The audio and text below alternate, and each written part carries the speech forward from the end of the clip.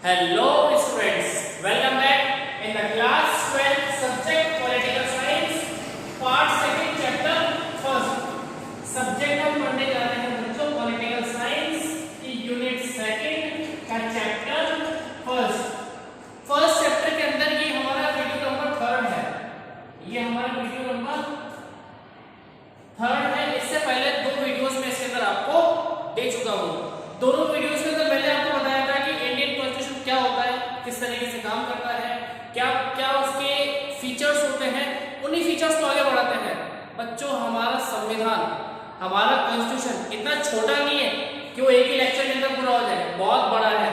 चलिए बात करते हैं इसके नेक्स्ट फीचर्स की बात करते हैं। फर्स्ट हम ले रहे हैं डायरेक्टिव प्रिंसिपल्स ऑफ स्टेट। सबसे पहले बता रहा हूं आपको कि डायरेक्टिव प्रिंसिपल्स क्या होते हैं। डायरेक्टिव प्रिंसिपल्स बच्चों ऐसे आइडियाज होते हैं, ऐसी थ्योरीज होती हैं, ऐसे पॉइंट्स होते हैं जो नई आने वाली गवर्नमेंट की हेल्प करते हैं। नई आने वाली गवर्नमेंट की पूरी हेल्प करते हैं, आने वाली गवर्नमेंट को गाइड करते हैं किस तरीके से काम करना है, फ्यूचर गवर्नमेंट को बताते हैं कि किस तरीके से आपको पॉलिसी बनानी है, किस तरीके से आपको उन्हें जनरेट करना है, किस तरीके से पॉलिसी का एग्जीक्यूशन होगा। कहने का मतलब जितने भी प्रिंसिपल्स हैं कॉन्स्टिट्यूशन में, जितने भी प्रिंसिपल्स हैं वो सारे प्रिंसिपल्स आपके कहलाते हैं डायरेक्टिव प्रिंसिपल्स। क्लियर है बच्चों? Directive principles are the guidelines which helps the future government. देख लेते हैं एक बार इसको। डायरेक्टिव प्रिंसिपल्स बच्चों सेक्शन 4 इंडियन कॉन्स्टिट्यूशन के सेक्शन नंबर 4 में इन प्रिंसिपल्स को बताया गया है। ये होते क्या है? These are ideas which help and guide to future government. ये वो आइडियाज होते हैं जो फ्यूचर गवर्नमेंट की, आने वाली गवर्नमेंट की पूरी हेल्प करते हैं कि किस तरीके से उन्हें अपने प्रिंसिपल्स को बनाना है, किस तरीके से उन्हें अपनी पॉलिसीज बनानी है, किस तरीके से पॉलिसीज का एग्जीक्यूशन होगा। वो सारी बातें कौन बताएगा उनको? वो सारी बातें डायरेक्टिव प्रिंसिपल्स उनको बताएंगे। आगे देखते हैं। Government can not implement policies without directive principles. Government किसी भी पॉलिसी को इंप्लीमेंट ही नहीं कर सकती, गवर्नमेंट किसी पॉलिसी को फ्रेम भी नहीं कर सकती, इंप्लीमेंट भी नहीं कर सकती विदाउट डायरेक्टिव प्रिंसिपल्स के। Not possible to ignore it. और किसी भी गवर्नमेंट के लिए डायरेक्टिव प्रिंसिपल्स को इग्नोर करना बहुत मुश्किल है। मुश्किल ही नामुमकिन है, इम्पॉसिबल है। इम्पॉसिबल मतलब नामुमकिन है कि डायरेक्टिव प्रिंसिपल्स को इग्नोर करके पॉलिसीज को फॉर्मुलेट किया जाए, पॉलिसीज को एग्जीक्यूट किया जाए। क्लियर है बच्चों? नेक्स्ट आते हैं हम लोग सोशलिस्ट स्टेट। इंडियन कॉन्स्टिट्यूशन के अंदर इंडिया को एक सोशलिस्ट स्टेट बताया गया है। वो कब बताया गया था? 42nd amendment.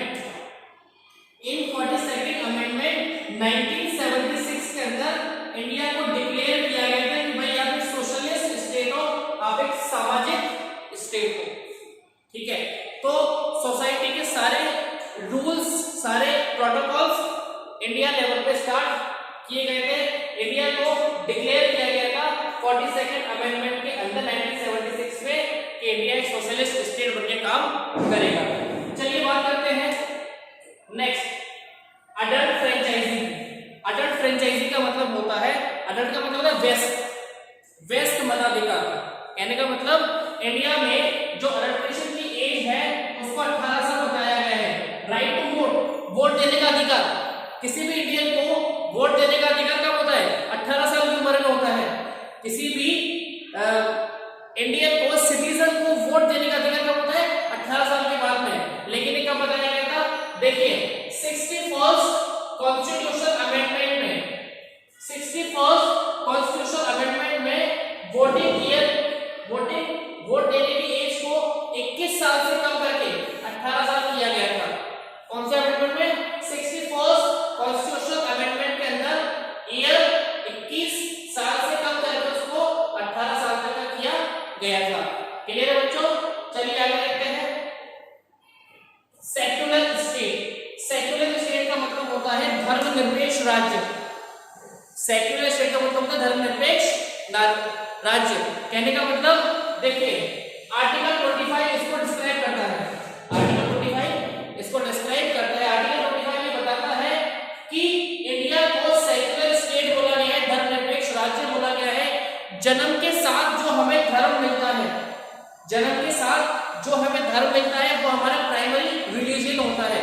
लेकिन अगर कोई पर्सन चाहे तो वो अपने धर्म को चेंज कर सकता है, किसी दूसरे धर्म को मान सकता है।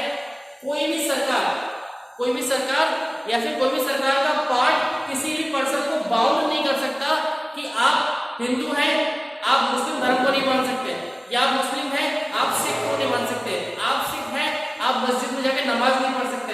सर कर सकते हैं, ठीक है। इसी को बोलते हैं सेक्युलर स्टेट। इंडिया को सेक्युलर स्टेट क्यों बोला गया है? क्योंकि इंडिया के अंदर freedom has given to the practice and religion in article 25। आगे देखते हैं, the word secular was added in the 42nd amendment. और ये जो सेक्युलर वर्ड है, ये 42nd अमेंडमेंट में, ये जो सेक्युलर वर्ड है ये 42nd अमेंडमेंट के अंदर ऐड किया गया था इंडियन कॉन्स्टिट्यूशन के अंदर। वर्ड सेक्युलर को ऐड किया गया था 42nd अमेंडमेंट में इंडियन कॉन्स्टिट्यूशन के अंदर। और लास्ट पार्ट है इसका इंडिपेंडेंट जुडिशरी। आप जानते हैं 3 पार्ट होते हैं। फर्स्ट कौन सा होता है बताइए? फर्स्ट पार्ट आपको मैंने प्रीवियस वीडियोस के अंदर बताए थे इसके सारे पार्ट्स, ठीक है। एग्जीक्यूटिव, ठीक है, लेजिस्लेचर और जुडिशरी। लेजिस्लेचर, एग्जीक्यूटिव और जुडिशरी। लेजिस्लेचर और एग्जीक्यूटिव जो 2 पार्ट होते हैं, ये दोनों पार्ट तो क्या आपस में इंटर कनेक्टेड होते हैं, ठीक है। लेकिन जुडिशरी जो पार्ट होता है बच्चों, जुडिशरी वाला पार्ट जो होता है वो आपका बिल्कुल इंडिपेंडेंट होता है, वो इंडिपेंडेंट होता है। कहने का मतलब जुडिशरी सबसे ऊपर होता है, ठीक है, इंडिपेंडेंटली काम करता है। आप जानते हैं कि अगर किसी भी तरह का कोई प्रेशर हमारे पर जनरेट होता है एग्जीक्यूटिव की तरफ से या फिर लेजिस्लेचर की तरफ से, तो आप उसके अगेंस्ट सुप्रीम कोर्ट में या हाई कोर्ट में अपील कर सकते हैं। सुप्रीम कोर्ट में या हाई कोर्ट में अपील कर सकते हैं। क्यों?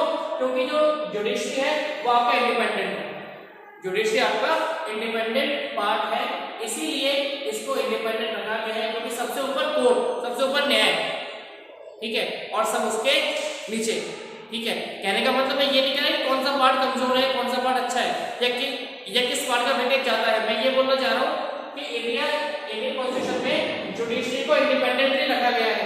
आप किसी से कनेक्टेड नहीं है, आप किससे कनेक्टेड नहीं है, आप सभी के लिए इक्वली काम करेंगे। हाई कोर्ट है, सुप्रीम कोर्ट है, सबके लिए इक्वली काम करता है। जब वो अपना डिसीजन देता है तो वो सबके लिए इंडिपेंडेंट है भाई, ठीक है, वो किसी का नहीं है और सबका है, किसी का नहीं है और सबका। कहने का मतलब जो सही होगा वो उसका है और जो गलत है वो उनमें से किसी का भी नहीं है। मतलब मेरा सिर्फ बोलने का ये है, ठीक है बच्चों। तो याद रखिए जुडिशरी जो है उसको इंडिपेंडेंटली रखा गया है इंडियन कॉन्स्टिट्यूशन के अंदर। ज्यादा बड़ा वीडियो नहीं बनाऊंगा मैं नेक्स्ट वीडियो में इसके और फीचर्स लेके आऊंगा।